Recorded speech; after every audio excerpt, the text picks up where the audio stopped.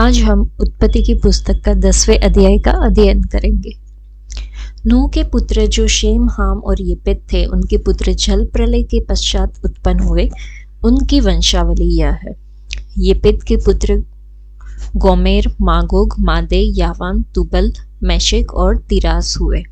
और गोमेर के पुत्र अशकनज, रिपत और तोगरमा हुए। और यावान के वंश में एलीशा और तर्शीश, कीती और दोदानी लोग हुए। इनके वंश अन्य जातियों के द्वीपों के देशों में ऐसे बट गए कि वे भिन्न भिन्न भाषाओं, कुलों और जातियों के अनुसार अलग अलग हो गए। फिर हाम के पुत्र कूश और मिस्र और फूत और कनान हुए। और कूश के पुत्र सबा, हवीला, सबता, रामा और सबूतका हुए। और रामा के पुत्र शबा और ददान हुए। और कूश के वंश में निम्रोद भी हुआ। पृथ्वी पर पहला वीर वही हुआ है।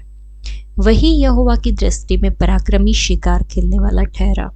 इससे ये कहावत चली है कि निम्रोद के समान यहोवा की दृष्टि में पराक्रमी शिकार खेलने वाला। और उसके राज्य का आरंभ शिनार देश में बाबुल, अक्कद और कलने हुआ। उस देश से वह निकलकर अश्शूर को गया और निनवे, रहोबोतीर और काला को। और निनवे और काला के बीच रेसेन है, उसे भी उसने बसाया। बड़ा नगर यही है। और मिस्र के वंश में लुदी, अनानी, लहाबी, नप्तुही और पत्रुसी, कसलुही और कप्तोरी लोग हुए। कसलुहियों में से तो पलिस्ती लोग निकले। फिर कनान के वंश में उसका ज्येष्ठ सीदोन, तबहीद और यबूसी, एमोरी, गिर्गासी, हिव्वी, अर्की, सीनी, अरवदी, समारी और हमाती लोग भी हुए। फिर कनानियों के कुल भी फैल गए। और कनानियों का सिवाना सीदोन से लेकर गरार के मार्ग से होकर अच्छा तक, और फिर सदोम और अमोरा और अदमा और सबियोमी के मार्ग से होकर लाशा तक हुआ। हाम के वंश में यही हुए। और ये भिन्न भिन्न कुलों, भाषाओं, देशों और जातियों के अनुसार अलग अलग हो गए। फिर शेम, जो सब एबेर वंशियों का मूल पुरुष हुआ और जो येपेत का ज्येष्ठ भाई था, उसके भी पुत्र उत्पन्न हुए। शेम के पुत्र एलाम, अशूर, अर्पक्षद, लूद और आराम हुए। और आराम के पुत्र ऊस, हुल, गेतेर और मश हुए। और अर्पक्षद ने सेला को और शेला ने एबेर को जन्म दिया। और एबेर के 2 पुत्र हुए। एक का नाम पेलेग इस कारण रखा गया कि उसके दिनों में पृथ्वी बंट गई। और उसके भाई का नाम योक्तान है। और योक्तान ने अल्मोदाद, शेलेप, हसरमावेत, थेरा, यदोरवाम, उजाल, दिकला, ओबाल, अबिमायल, शबा, ओपीर, हवीला और योबाब को जन्म दिया। यही सब योक्तान के पुत्र हुए। इनके रहने का स्थान मेशा से लेकर सपारा, जो पूर्व में एक पहाड़ है, उसके मार्ग तक हुआ। शेम के पुत्र यही हुए। और ये भिन्न भिन्न कुलों, भाषाओं, देशों और जातियों के अनुसार अलग अलग हो गए। नूह के पुत्रों के घराने यही है। और उनकी जातियों के अनुसार उनकी वंशावलियां यही है। और जल प्रलय के पश्चात पृथ्वी भर की जातियां इन्हीं में से होकर बट गई। तो यहाँ पे 10वें अध्याय में हमने देखा कि शेम, हाम और येपेत के परिवारों का विवरण किया गया है। और यहाँ पे बहुत सारी ऐसी जो व्यक्तियों का नाम है जो कि महत्वपूर्ण है, और वो प्राचीन विश्व के राष्ट्रों में जो वो लोग पितामह की तरह माने जाते थे। और संस्थापक जो ऐतिहासिक रूप से उन्होंने महत्वपूर्ण जो शहर की स्थापना की, वो भी हमने यहाँ पे देखा। हमने देखा कि येपेत के 7 बेटे थे।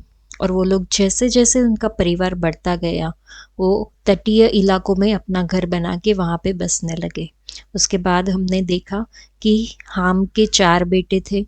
और उनके बेटों के जैसे जैसे परिवार बढ़ते गए, वैसे वो लोग भी एक अलग एरिया में रहने लगे।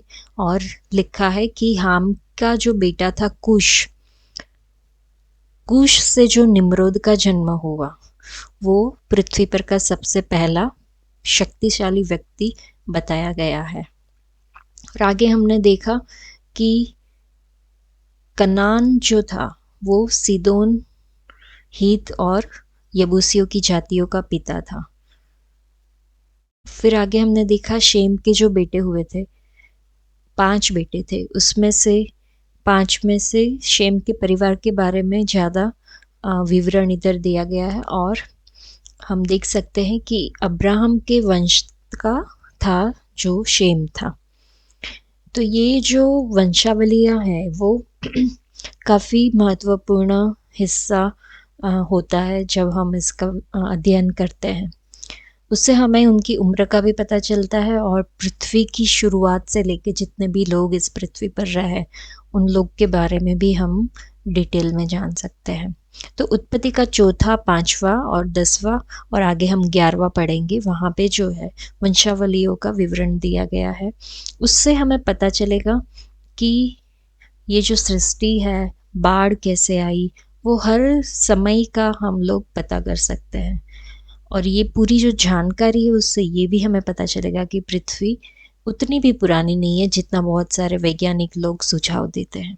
क्योंकि जो बाइबल की समय रेखा है वो हम अगर अभी के वर्तमान के जो पुरातात्विक खोज करते हैं उन लोग के साथ देखें तो वो मेल खाती है। वहाँ पे कोई भी गलत चीज़ नहीं दिखाई देती। वहाँ पे हम पता कर सकते हैं कि बाइबल की जो समय रेखा है और आज के जो पुरातात्विक लोग जो खोज करते हैं वो सब मेल खाता है। मतलब बाइबल में लिखी गई जो भी बातें हैं वो सही है, उसके ऊपर हम भरोसा कर सकते हैं क्योंकि हमें पता है कि ये परमेश्वर के द्वारा बताया गया वचन है जो कि समग्र मानव जाति के लिए, कोई देश के लिए या कोई जाति के लिए या कोई अलग अलग जो हमारे संप्रदाय होते हैं उसके लिए नहीं है, ये समग्र मानव जाति के लिए। तो आज की वीडियो में इतना ही। परमेश्वर आप सबको आशीष दे।